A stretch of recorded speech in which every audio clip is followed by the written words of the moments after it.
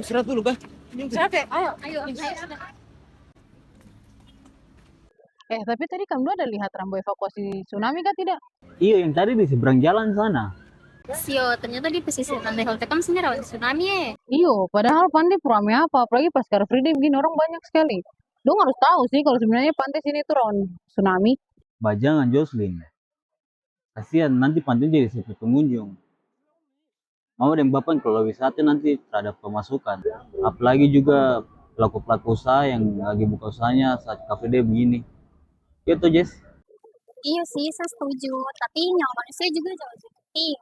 Iya betul itu, nyawa manusia itu jauh lebih penting. Apalagi kan kita tidak tahu kapan pastinya tsunami itu datang. Terus juga jarak dari sini untuk ke tempat yang aman tuh kan lumayan jauh. Legam tuh kasihan yang pelaku usaha di sini kah. Tapi macam saya juga jarang dengar tsunami di Papua sini kah. Saya pernah dengar kok, Bapak dosen pernah bilang di kelas kalau kita ke kota nih rawan tsunami. Nanti kita tanya Bapak sudah pas di kelas. Kalian minta Bapak pendapat bagaimana toh?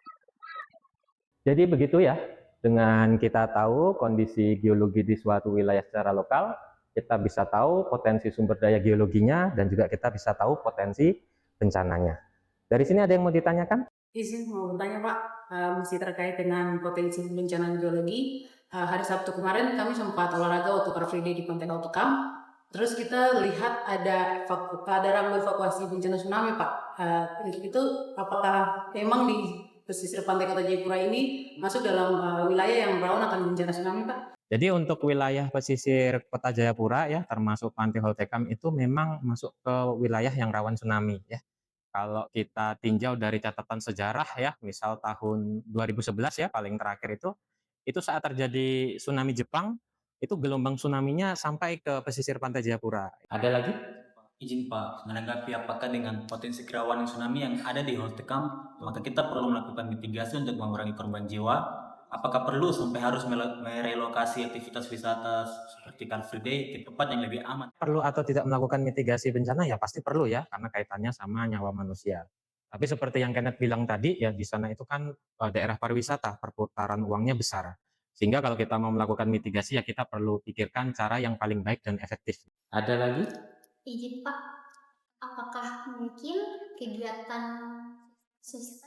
mitigasi bencana dilakukan tanpa mengganggu usaha wisata di pesisir pantai Kota Jayapura? Pasti ada kemungkinan kalau kita melakukan mitigasi yang saling menguatkan ya. Kita bisa integrasikan geowisata pesisir Pantai Jayapura dengan pendidikan kebencanaan tsunami dengan cara mengemas destinasi wisata pesisir menjadi paketor geowisata berdasarkan keunikan geologi dan bentang alamnya. Destinasi wisata pesisir juga dapat didekorasi atau didesain dengan memasukkan elemen edukasi terkait mitigasi bencana tsunami.